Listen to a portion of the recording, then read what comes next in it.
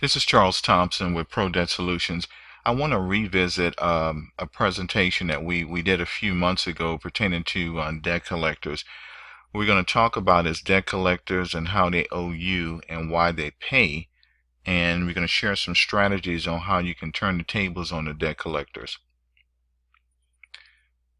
What we're going to cover is a $3,800 check from a debt collector, the 3 consumer laws that led up to that check, why charge-offs turn into collections, how to handle your debt collectors, your private right of action, and some other solutions that we offer consumers. Disclaimer: legal information is not the same as legal advice. Pro Debt Solutions, its agents, representatives, and members never provide legal advice, and Pro Debt Solutions, its agents, representatives are not legal representatives for the member, nor are we practicing attorneys. What you will hear is entertainment and educational in nature and is for information purposes only. This information is provided to help users safely cope with their own legal needs. Content, forms, and templates from Pro Debt Solutions, its agents, representatives, does not constitute legal advice, and no attorney-client relationship is created. Consult an attorney before using content or commencing in any legal action. This information is to be used at your own risk. We are not bar licensed attorneys who are officers of the court. Pro Debt Solutions is agents, representatives, and members never give legal advice. So the first thing we're going to cover is a $3,800 check. I know you've seen some movies where when the movie starts, okay, it jumps right into the action and then all of a sudden it stops. And then it tells you, 24 hours ago, this is what happened. And then it goes back and it shows you everything that led up to that event. Well, that's what we're going to create in this presentation. We want to talk about the $3,800 check that was recently settled between myself and a debt collector. Okay, pretty well-known debt collector that I can't really reveal the name of the agency with. And then we'll talk about the things that led up, okay, potentially led up to, getting that check. So on January 7, I get a FedEx envelope dated January 6, and it's from this debt collector.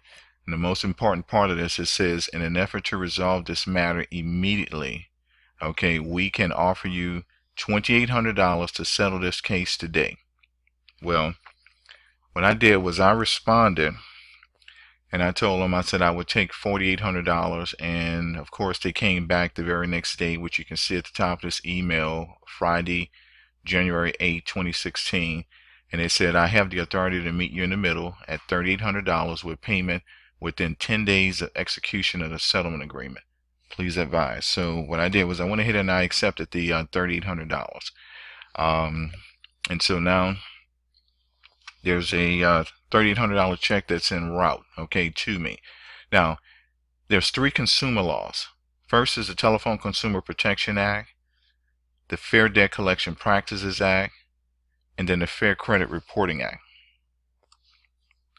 The Telephone Consumer Protection Act was an act that was put in place by Congress back in 1990, and it was first set up for telemarketers, and then it went out to anybody who uses this particular system called the automatic telephone dialing system. What it is, it's a computerized system that makes a lot of calls, in a much faster time than human intervention could do.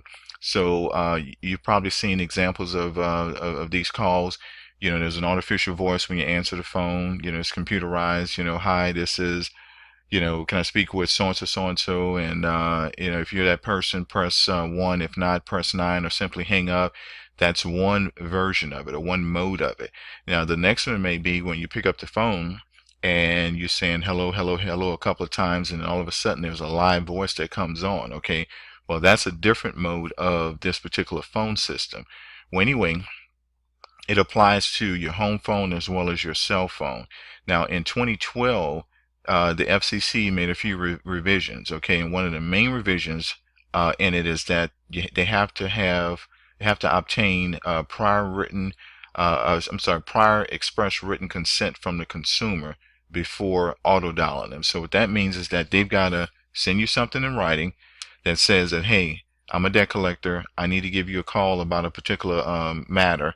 sign this paperwork to give me permission to call you, and then you have to mail that back into them. Okay, well, I don't think any of that's going to ever happen. Okay, because if you got a letter like that, I think you'd be smart enough not to sign it and have a debt collector to call you, and then now that you know that if you do, that would be violating your rights. Okay, so of course we would never, do anything that would give up our rights. Um, so but they have to have this written permission before they call you. Well, that doesn't happen. They just call whenever they get a new account in, and they start talking to you about the debt. Some may harass you, but anyway, that is a violation. Okay, and that's pretty much what the $3,800 came from them making phone calls to my cell phone without my prior express written consent. Okay, let's talk a little bit about the Fair Debt Collection Practices Act. Now, this is another very powerful act, and actually, this one is really the guidelines that the debt collectors are supposed to follow. When they're attempting to collect an alleged debt from us. So.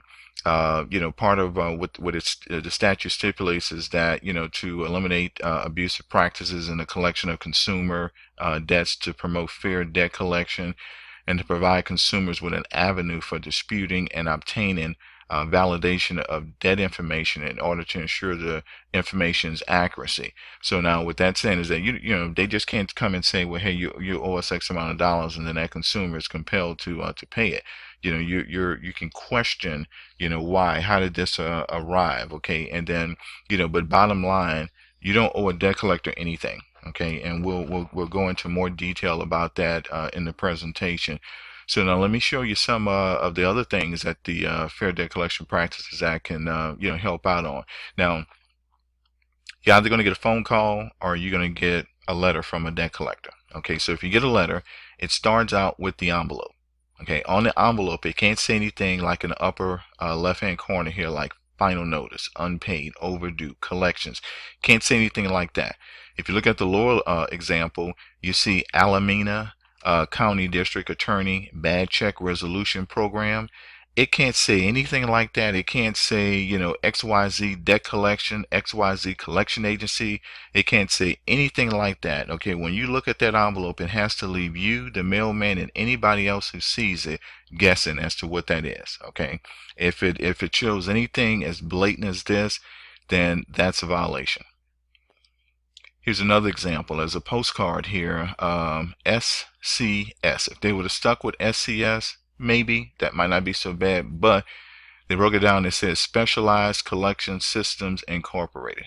That's a violation. Then they're showing the account number. That's another violation. The lower levels show a barcode through a window on an envelope. That's a violation. Anybody with a barcode scanner and access to this type of system can actually scan that, and they would know that it came from a debt collector or a just any entity. They would know exactly where it came from. Okay, those are violations. It has to be just like the other example. It can't even show anything pertaining to who the sending party is. Then once you open up the envelope, you're gonna find a letter inside of it. Now, in industry we call it a dunning letter, and a dunning letter is just a demand for payment. You may have seen something like this or something close to it, but even in that dunning letter, it has violations, and typically, between two and maybe a good half a dozen different violations. So let's start from the top. The account number here that's in red that ends in 3882, violation of 15 USC 1692E 2A. There has to be a relationship to have an account.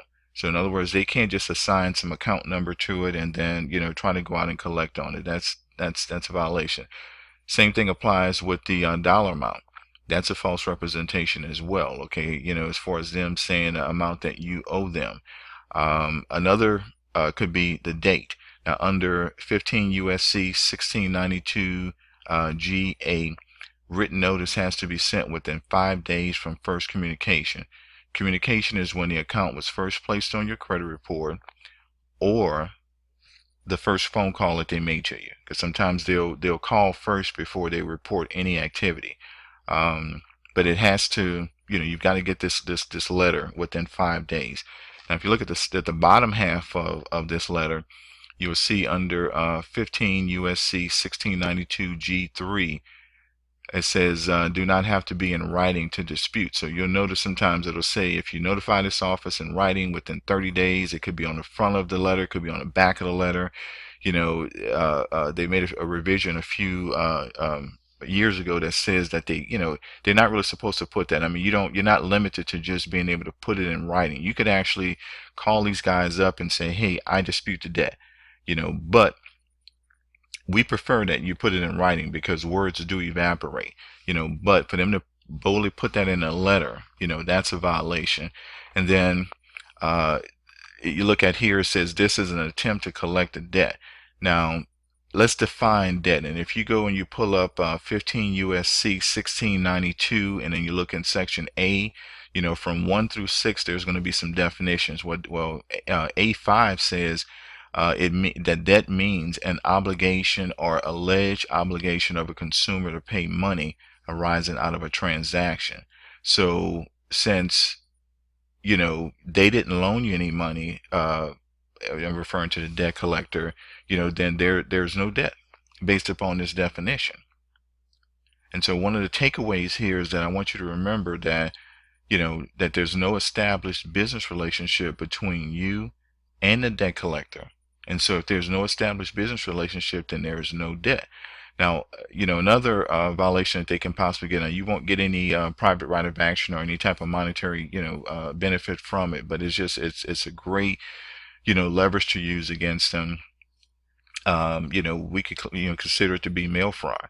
You know, if you report it to the United States Postal Service as mail fraud, you know, and put it underneath the, you know, false bill or notice, that, you know, could be something to really make these people think, you know, hey, this consumer is one that we might not want to, you know, deal with. Okay, let's just, you know, be gone with them because this might cost us some money or some additional headaches. They only want to beat up on the ones who just, you know, are easy, who don't really know.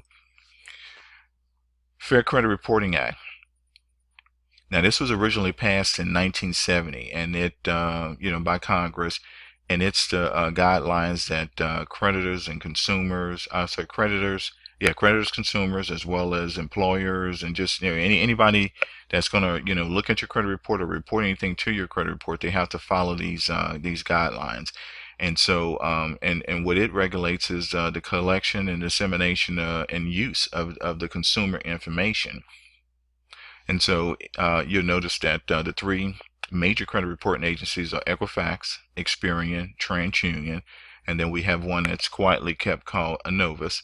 And then there are a couple of specialty companies, you know, such as like for medical records of payments. One company is called Medical Information Bureau. For criminal background checks, there's Checkpoint. Then you have residential or tenant history. That's Tenant Data Services.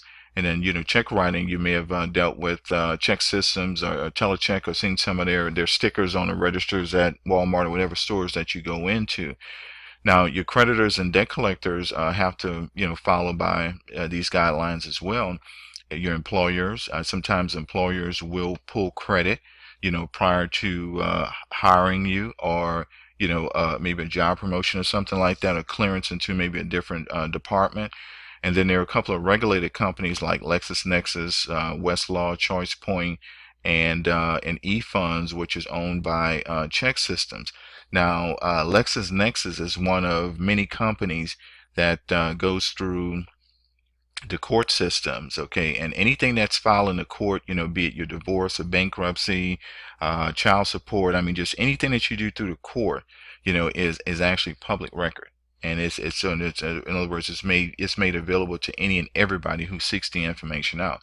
Well, LexisNexis' primary function is to go and to find things like your foreclosures, repos, bankruptcies, tax liens, judgments, things of that nature, and report that to the three major credit reporting agencies.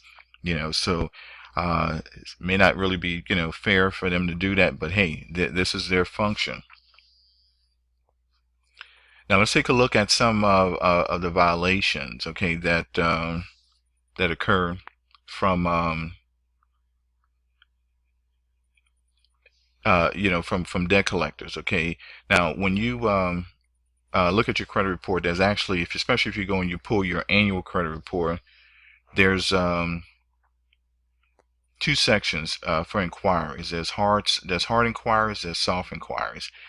And if you look underneath the soft inquiries, this is typically where you'll find, a lot of companies that did a soft pull. They might have been, checking to see if they can approve you for a credit card. Sometimes the collection agencies will check this section as well. And so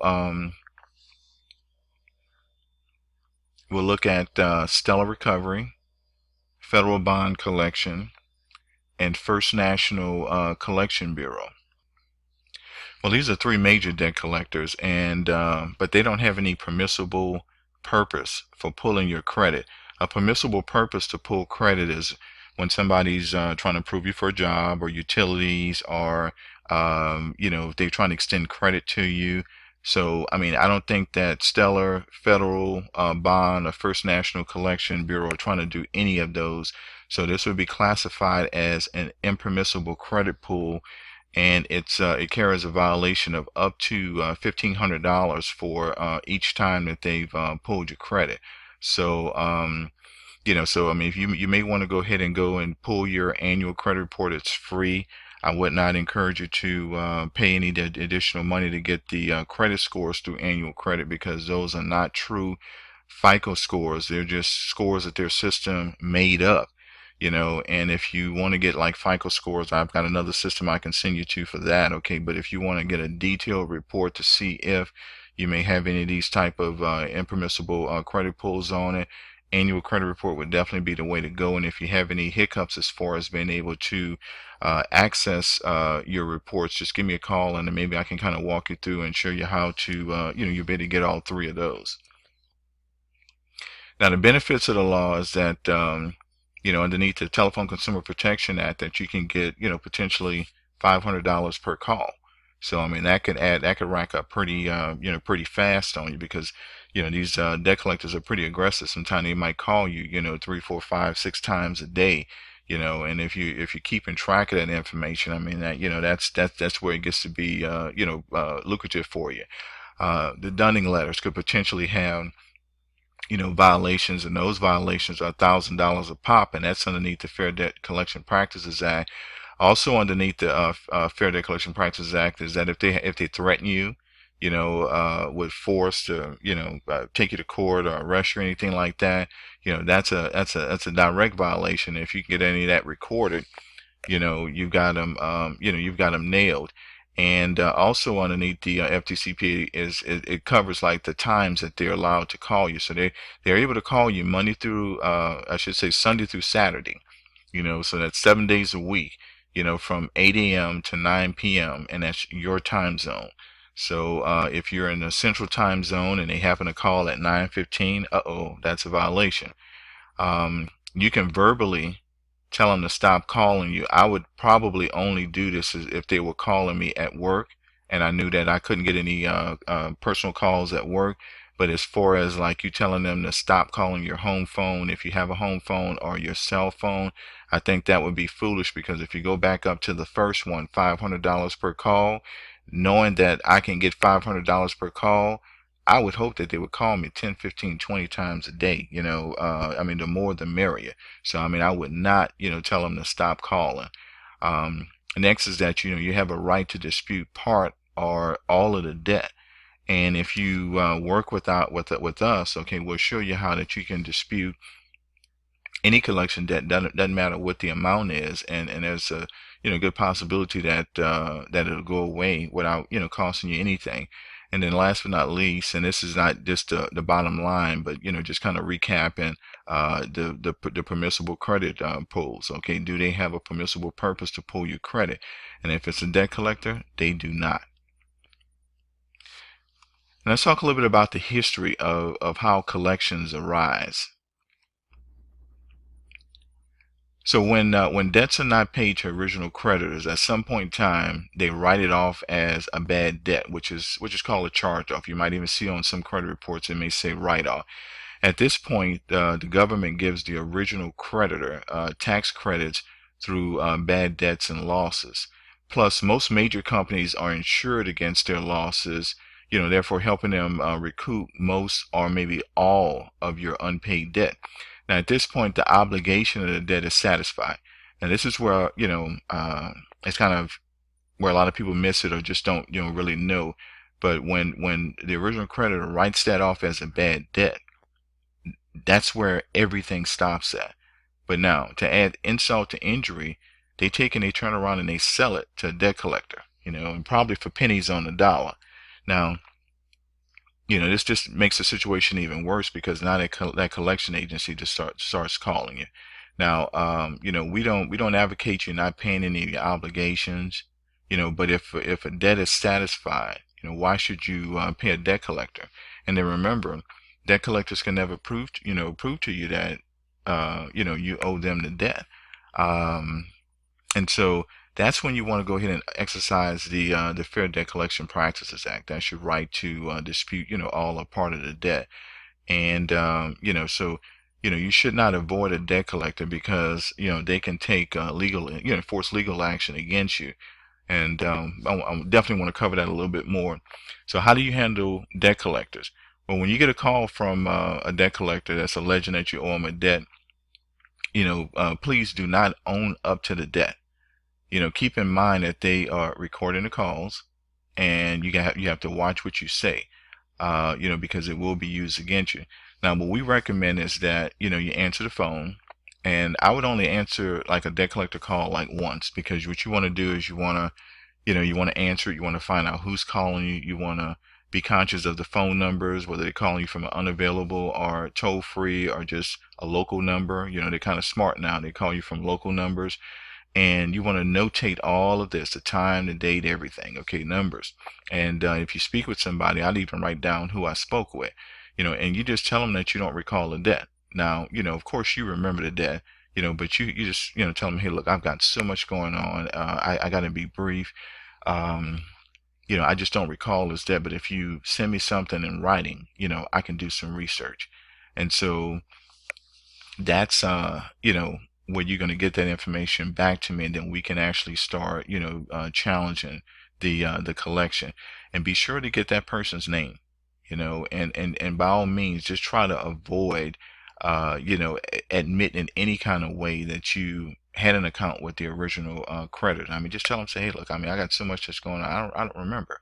And I mean, to some degree, you're being as honest as possible, but you have to, like, you just got to watch what you tell those guys. Okay, make sure you get their name, the company's name, everything. Okay, and then as I said, make note of the calls, and then what you want to do is get that information back to us so that we can help you dispute the debt.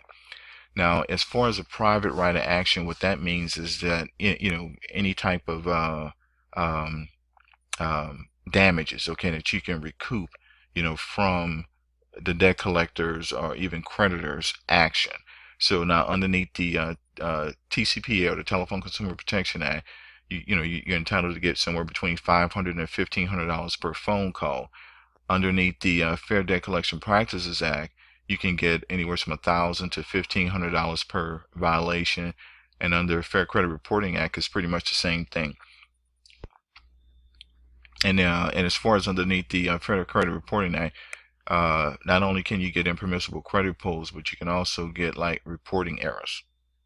So if they collection agency, is every month reporting, late or negative information against you with that, and let's say we go and we dispute it, but they continue to report, because once we dispute the debt, they're supposed to stop all of their reporting activity until the investigation is done, and they just can't keep reporting. And so if they do, that's potentially $1,000 every month per credit reporting agency that they are reporting to.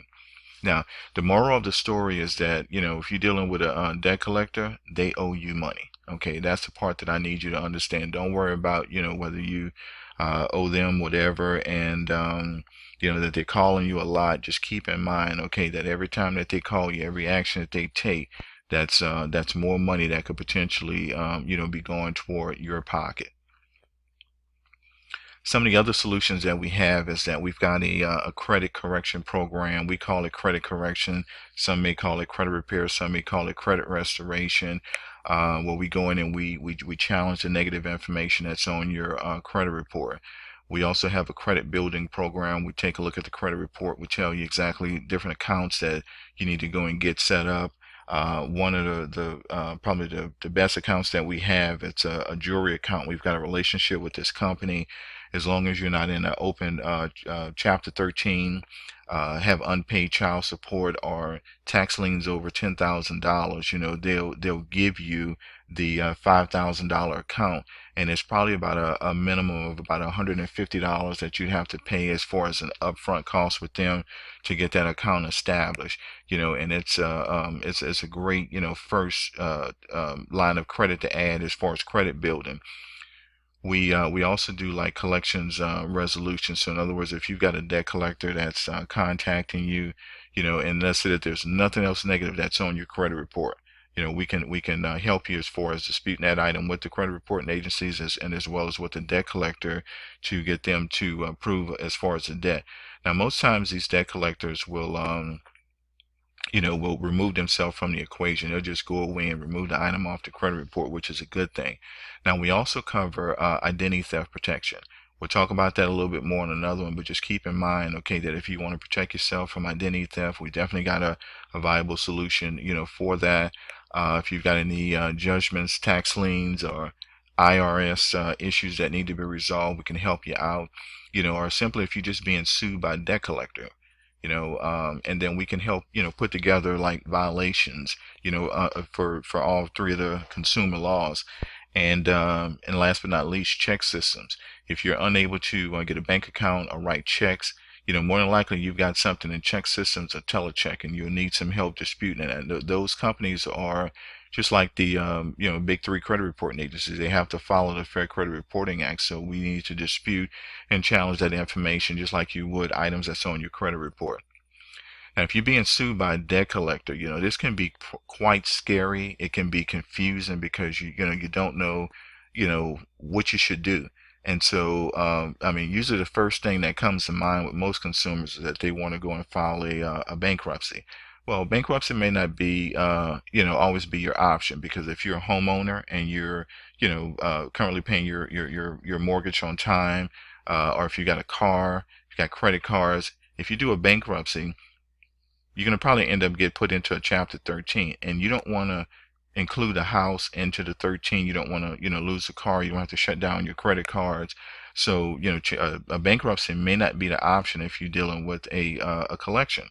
Now, you think maybe next, okay, well, I'll hire an attorney and I'll get an attorney to go to court with me on that.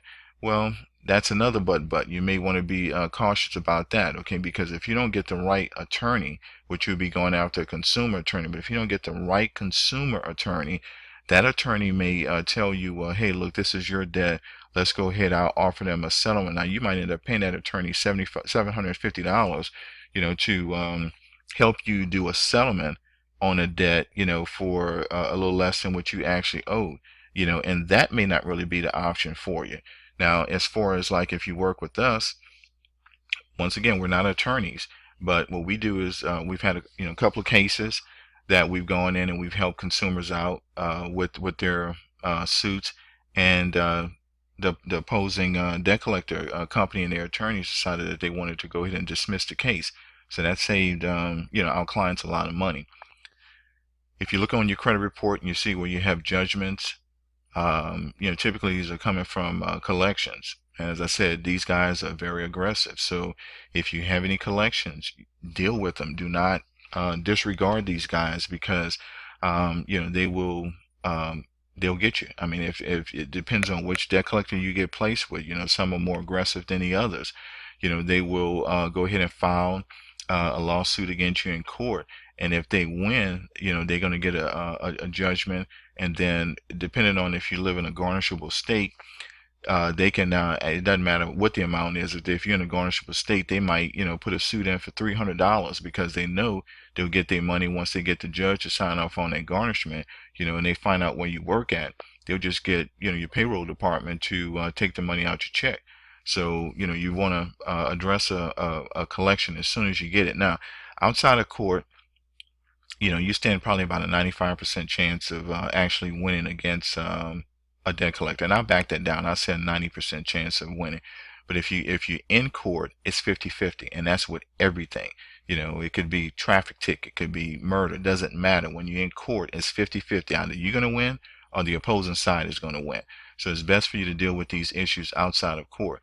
Now, if you've got a judgment on your report, there are a couple of strategies that we can employ for that. We could actually see if we can bring the judgment back before the court. Sometimes that works, sometimes it doesn't. But worst case scenario, you might end up having to pay or make some type of settlement toward the judgment creditor. And it's something that you want to definitely deal with, because anytime you have judgments, those judgments are renewable every 7 years. So if you've got a pretty aggressive judgment creditor and they decide that they want to go and renew this every 7 years, this thing could be with you for a long time. It could start with you at the age of 21, and when you're 49, it's still sticking with you. Also, if you're taking you buy a house and they find out that you have real property, they can actually put a lien against your property, for the judgment amount, which will prevent you from being able to sell a house or even refinance it. Okay, so judgments can get pretty serious. And so, if you guys have any judgments, definitely, get with us. We'll help you out with that, and see if we can get that past you. Now, there are a couple of recommended apps that we recommend for your that you get on your smartphone. The first one deals with the call log. So it's about white pages. It's called Current Caller ID. Your call log that you have on your phones will only hold so many phone numbers, whereas this will hold many more numbers. So it might, could go back 3-4 months, and it's a great way for, if you have a debt collector that, let's say, they call you in a 60 or a 75-day time frame, for you to be able to capture all of the calls and then pull it up within this app and do screenshots and have your verifiable proof that a debt collector call you. Now, I'm going to always recommend that you, every time you get a call from a debt collector, for you to write it down and write the number down, the time, the date, and stuff, and keep a written log of it, because if you should not be able to capture it with some screenshots, then you're either going to have to go back to that. But if you had to prove it, you might end up having to go back and pull up your phone records, which could put even more work on you. So the smart work that you do up front will keep you from having to do a lot of hard work on the back end if you got into worst case scenario. Now, we also suggest that you get you some type of recording device on your phone. And so these two right here will record conversations by both parties on the phone. The one that I use is called Automatic Call Recorder, but I've also used All Call Recorder. It just depends on what version of Android or Apple that you have. It's going to determine which one of these devices. Now, as far as, I'm not really that familiar with Apple, but if you've got something that's similar to it, just get it installed on your phone. As long as it can record both parties voice, that's what you need to have. Because what you want to do while they're recording you, you want to record them. And then also, it's only about maybe 12 or 13 states that require you to give them third-party consent to let them know, hey, look, I'm recording you. Now, I'm in Georgia. Georgia's not one of those states, so I don't necessarily have to let the debt collector know that I'm recording the call. I just record it. Some of our success stories. We talk about, collections eliminations. The biggest collection that we've had eliminated, okay, and I want to break that down a little bit. We've got a letter that we've been using since the summer of 2005. We send it out to a debt collector. We're prepared to have our clients send a certified mail. And what this letter does, okay, it asks the debt collector, some very powerful questions. Show me a contract. Show me, just show me that I owe you guys this debt. But most of these debt collectors, when they get this letter, they're smart. They realize, okay, hey, we got an informed consumer. And so what they'll do is they'll just go ahead and just, remove the item off of the credit report. Now, this happened in quite a few scenarios. And so as of to date, $9,870.24 was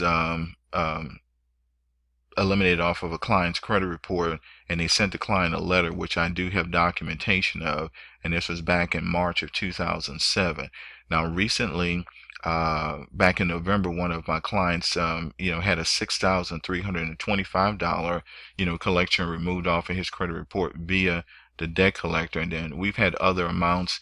$250, $998, 2506. There's many more. We just keep record of these letters and all. Okay, so don't think that because you've got a collection that there's something that you got to pay or whatever, you're stuck. We can definitely help you out with that. Now, as far as clients being sued by a debt collector, we've had 3 cases in the past year. This is a fairly new solution that we've started using, but actually have helped 3 clients prevent from being sued. And the material that we put together and conversations that we had with the opposing debt collector's attorney, they decided to go ahead and dismiss all 3 of these cases.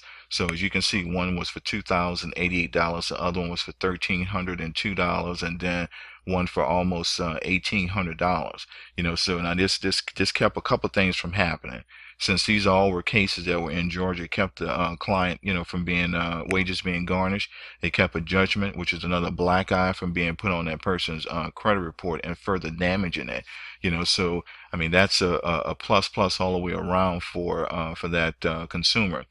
And then as far as like the TCPA settlements, this $3,800 check is not really the first one that we've got. It's just the first one that I have personally, but we have a couple of others. There's a 2,000, there's a 3,000, a 2,500, and a $4,000 settlement. And all of this activity is what's been done in the past, maybe 12 or 13 months. So now the next success story that we're going to have is a check that we get for you. And keep in mind, we're just warming up. I mean, we're just getting started with this. We've been talking, to consumers for probably about a year and a half, doing presentations. I think, for some, and you may be, one of the ones I'm speaking to, that this may have seemed, kind of pie in the skyish, okay? And you just didn't think it would happen. But if you go and you type in TCPA into a Google search, everything that I'm sharing with you, will be revealed, and you can see by some of the earlier screenshots, that this thing is real. I mean, people are actually getting paid for it. I mean, I can send you, articles where Bank of America paid out like over $1 million to someone, okay, because they made like 1,000 phone calls to them in about a 3.5 or so year time period, while the person was actually getting a mortgage modified, okay, or remodified through Bank of America. So that's pretty huge. So this thing is serious, and I hope you all don't miss it. If you have any questions about anything, call me. I mean, just stop being on the fence. And then, so if you decide that, hey, look, Charles, I want to get compensated, by debt collectors' conduct and behavior, give me a call. I'm available Monday through Thursday from 9 a.m. to 7:30 p.m. Eastern Time, and on Fridays from 9 a.m. to 6 p.m. I try not to make myself available on the weekends, in particular on Sundays. That's family time, okay? But as far as Monday through Friday, you got me. Just contact me. You can send me a text. You can send an email pertaining to your scenario. We'd love to get you guys on board, with this program. This can put a lot of money in your pocket.